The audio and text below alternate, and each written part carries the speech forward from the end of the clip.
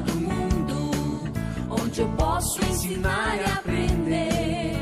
A palavra da sabedoria é a nossa EBD. Deus é o nosso diretor, o Espírito Santo nosso professor.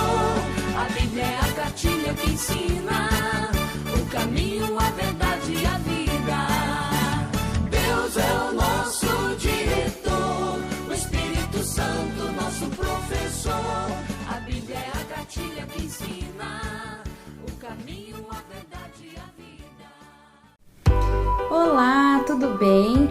Meu nome é Suelen e eu vou ficar no lugar da tia Gláucia por um período aí. A tia Gláucia precisou se ausentar um pouquinho, ela está organizando as coisas para a chegada do bebê e assim que ela puder, ela volta. Então, nesse período aí, a tia Suelen vai ficar no lugar da tia Gláucia, tá bom? Espero que vocês também gostem da aula da tia Suelen, combinado? Antes da gente começar a nossa aula de hoje, vamos fazer uma oração. Então, fechem os olhos, né? E com reverência vamos falar com Deus. Senhor Deus, muito obrigado por esse dia. Obrigado porque o Senhor tem nos sustentado. Obrigado por tudo que o Senhor tem feito em nossas vidas. Nos livra de todo o mal e nos ensina a viver nos teus caminhos e a ouvir a tua voz. Obrigada por tudo. Em nome de Jesus. Amém. Então, a história de hoje tem como tema Elias, quando o profeta se entristece. Então, lá, número 2, a nossa lição, Elias, quando o profeta se entristece. Então, prestem atenção aí no título da nossa história, né, do nosso tema aí da lição, porque já está dizendo alguma coisa aí para nós. O profeta se entristece? Será que um profeta tem esse direito de ficar triste? Né? Vamos ver aí ao longo da nossa história. E o nosso versículo-chave é: a palavra do Senhor é reta e todo o seu proceder é fiel. Salmos 33, 4. A palavra do Senhor é reta e todo o seu proceder é fiel. E o nosso texto bíblico de hoje está lá em 1 Reis 17, 1, 19. Então, 1 Reis 17, 1, 19. Então, se a gente abrir a Bíblia, né, nesse texto, logo no primeiro versículo aí, no 17, 1, 1 Reis 17, 1, diz assim: Então Elias, o tesbita, dos moradores de Gileade, disse a Acabe: Tão certo como vive o Senhor, Deus de Israel, perante cuja face estou, nem orvalho, nem chuva haverá nestes anos, segundo a minha palavra. Então, Elias sabia bem o que não era ter chuva. Elias sabia bem como era ser um profeta e que as coisas não eram fáceis, né? Não ter chuva era só uma das coisas que eles teriam que passar. E tudo que Elias via que era de ruim, que não estava certo e que não estava sendo seguido conforme o que Deus colocava, Elias, ele não ficava calado. Ele falava tudo o que precisava, quando necessário. Porque a sua missão era anunciar, né, o querer de Deus, aquilo que Deus queria para o povo, para o seu povo.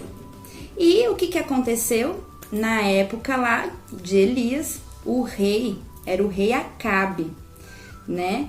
E era um tempo de um reino dividido, porque até então, no reinado do rei Saul, de Davi, de Salomão, esses reis, eles viviam num reino que nós chamávamos de reino unido, tá? Eram reinos que viviam juntos, era um reinado único.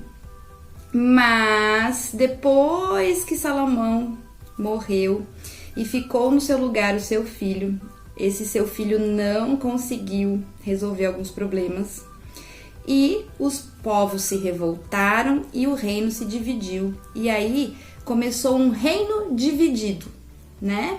Então esse reino dividido estava sob a direção ali, sobre o reinado do rei Acabe, tá? E o rei Acabe e a sua esposa, eles eram idólatras, ou seja, eles acreditavam em Baal, num outro Deus, que não era o Deus verdadeiro.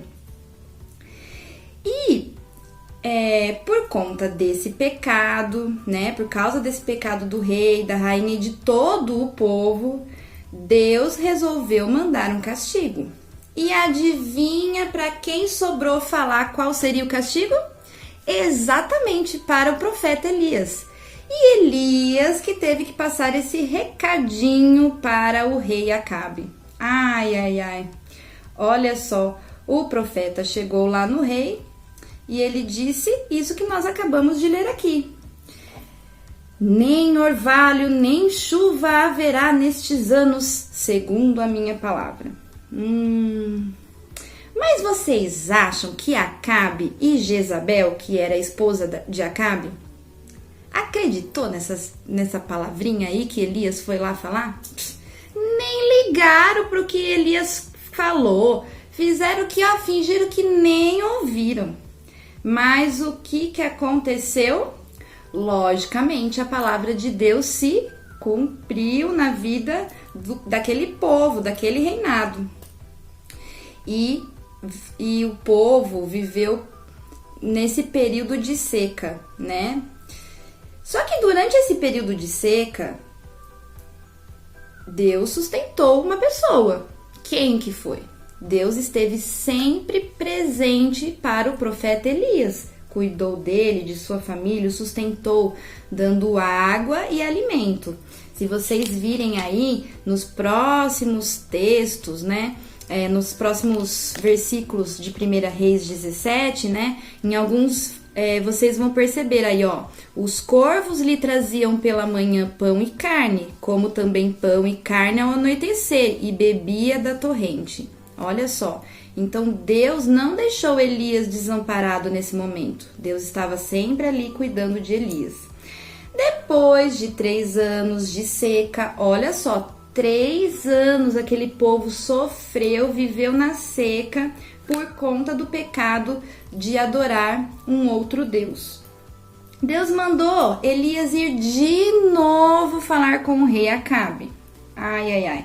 Só que dessa vez o Elias, né, foi para dar uma notícia boa. Foi para falar que a terra seria fértil por causa que viria chuva. Nesse período, o rei Acabe mandou o seu servo, um servo chamado Obadias, organizar, buscar por terras, por lugares que tivessem alimento, porque até então, né, eles começaram a sofrer por falta de alimento. Não tinha mais como plantar, porque a terra estava seca, os animais estavam morrendo, porque não tinham comida mais para comer, nem água para beber, né? Então, o rei Acabe mandou Obadias para pesquisar aí novas terras, ver se era possível ter algum lugar que tivesse água, alimento para oferecer para o seu povo, né? E enquanto Obadias fazia essa verificação para o rei aí, né? Obadias encontrou com Elias e Obadias reconheceu, né, Elias. E Elias aproveitou e falou: Obadias, vá lá para o rei e anuncie que eu vou chegar e vou falar com ele. Obadias ficou meio com medo, mas ele fez o que Elias pediu, né? O rei estava lá e ouviu Elias, né? Eles se encontraram. E quando Acabe e Elias se reencontraram, o profeta disse, quem era o profeta? Elias: mande juntar o povo e os 450 profetas de Baal no Monte Carmelo. Então Elias falou assim, viu, junta todo mundo aí, esse bando de gente que adora outro Deus, né, que adora Baal, lá no Monte Carmelo, a gente vai se encontrar lá. Então o rei Acabe falou, beleza, né, tudo bem. E aí Elias perguntou, né, viu, até quando que vocês vão ficar com esse pensamento dividido aí, né? Vocês vão seguir Deus, que é o Deus verdadeiro, ou vocês vão seguir Baal, né? E o povo ficou quieto, não falou nada. Então, Elias, que era guiado por Deus, que era muito temente a Deus, propôs um desafio. Imagine, Elias não tinha medo não. Elias propôs um desafio. Sabe o que Elias mandou fazer? ele falou assim: vamos fazer 2 altares para sacrifícios, né? Tanto os profetas quanto Elias pediriam fogo do céu, então, para consumir aquele sacrifício ali. Quem mandasse o fogo do céu mostraria que era o verdadeiro Deus. Então, seriam 2 altares, um para o Deus Baal e o outro para o Deus Todo-Poderoso, para o Deus de Elias, para o nosso Deus. E foi isso que foi feito. Aí, primeiro foi a vez dos profetas de Baal, então daqueles seguidores de Baal. Eles ficaram lá a manhã inteira chamando para que consumisse aquele sacrifício, para que viesse o fogo do céu naquele sacrifício. Ficou a manhã inteira lá. Ficaram a manhã inteira tentando. Ficavam gritando cada vez mais alto, como se isso fosse ajudar alguma coisa. E ó, não aconteceu nada, como a gente já sabia. Aí, Elias chegou lá 12:00, né? Arrumou o altar do Senhor. E como se não bastasse esse desafio dele de pedir fogo do céu para consumir os sacrifícios, sabe o que Elias... Nossa, Elias é muito ousado. Olha o que Elias fez.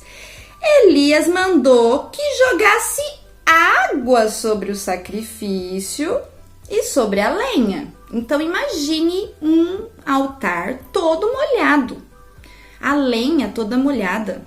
Às vezes a gente vai acender o fogo para fazer um churrasco e é difícil de pegar o fogo lá naquele carvão, né? Precisa de álcool, precisa de pão, precisa daquele acendedor que compra no mercado.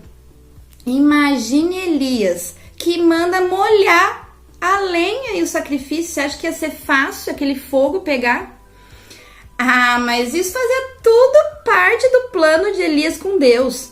Porque sabe o que aconteceu? Elias apresentou o seu sacrifício a Deus e em alta voz pediu para Deus cair fogo do céu, para que o povo de Israel reconhecesse quem era o Senhor dos senhores. E vocês não imaginam o que aconteceu. O Senhor Todo-Poderoso, o nosso Deus, mandou fogo que consumiu o sacrifício. E não somente o sacrifício, consumiu toda aquela água que estava encharcando ali. E quando o povo viu aquilo, o que aconteceu? Eles declararam de joelhos: só o Senhor é Deus. E depois todos os profetas de Baal foram mortos, tá? Elias poderia se encher de orgulho, falar: nossa, isso daí foi demais, nossa, que legal, olha só o que eu fiz. Mas Elias sabia exatamente quem era Deus, e ele sabia exatamente quem tinha feito aquilo, que não era com o poder dele de ser humano, que ele tinha conseguido fazer aquilo porque Deus tinha permitido, porque Deus tinha enviado, certo? Elias sabia exatamente quem era Deus. E aí, não acabou por aí, né? Elias foi dar a notícia, a excelente notícia ao rei. Qual que era a excelente notícia? De que cairia chuva do céu, né? Então Elias subiu lá no monte, orou. Por 7 vezes ele orou, até que viu uma nuvem do tamanho de uma mão do homem. Isso que é fé. Olha só que legal, né? Nós devemos ter essa fé que Elias tinha em Deus, né? E aí tava tudo bem, né? Vocês acham que ficou tudo bem? Não. Sabe o que aconteceu? A rainha Jezabel ficou muito brava e mandou matar Elias. E aí Elias, com medo, né, temendo por sua vida, fez o quê? Fugiu para o deserto. Depois de tudo que havia acontecido, né, Elias estava muito triste. Ele não tinha mais vontade de viver. Ele estava muito deprimido, muito depressivo.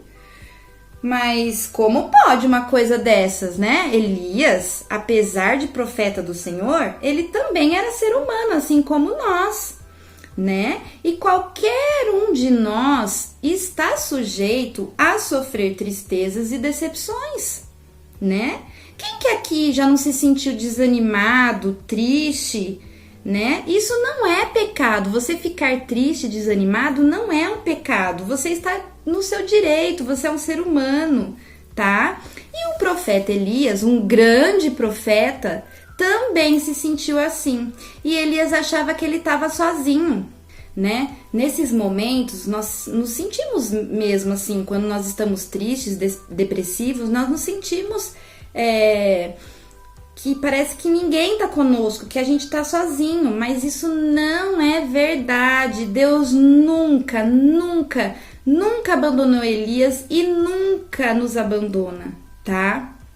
Então, Deus mandou um anjo alimentar o profeta. Elias caminhou por 40 dias e 40 noites até chegar a uma caverna lá em Horebe. Naquele lugar, Deus falou com Elias. Deus falou que ele era o Senhor e que ele não precisava se sentir só, porque ele estava ali, tá? E depois de Elias achar que já não havia jeito para nada, Deus mais uma vez disse a ele o que fazer.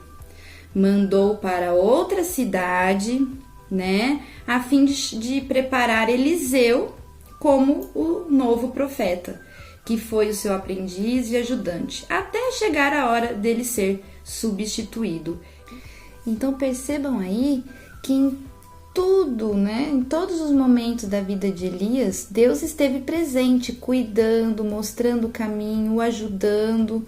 E também, e principalmente nesse momento que Elias estava triste, Deus não deixou ele de lado, né? Deus estava ali cuidando e protegendo. Assim é conosco também, né? Quando nós ficamos tristes, desanimados, querendo desistir, Deus está ali pronto para nos ouvir as nossas angústias. Ele quer que a gente coloque tudo que está no nosso coração para que Ele nos ajude, nos fortaleça, tá? Deus nunca deixa a gente sozinho.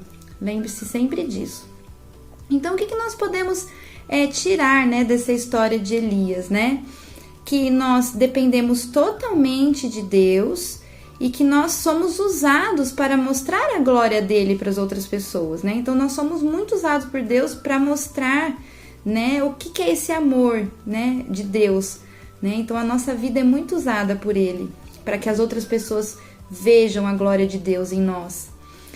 Outra coisa, que às vezes a gente vai se sentir desanimado e a gente pode se sentir desanimado, isso não é pecado, tá? E que mesmo quando a gente está desanimado, nós nunca estamos sozinhos, e que Deus nos dá força e alegria para a gente conseguir continuar a caminhar e se alegrar nele, né? E que nós podemos contar ao Senhor os nossos sentimentos, tudo aquilo que passa no nosso coração. E Deus sempre tem uma saída para os nossos problemas, tá? E que nós podemos sempre confiar no Senhor, né? Lembra do nosso versículo-chave? Porque a palavra do Senhor é reta e todo o seu proceder é fiel. Não se esqueçam disso.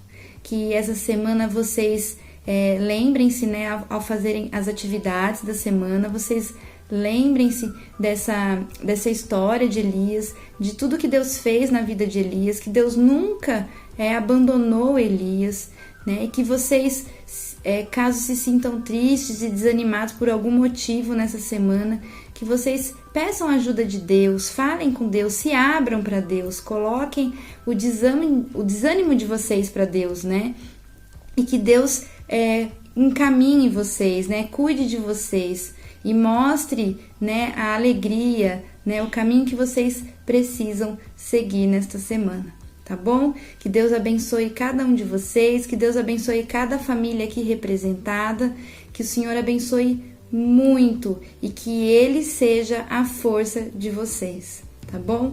Um grande beijo e até a próxima. Tchau!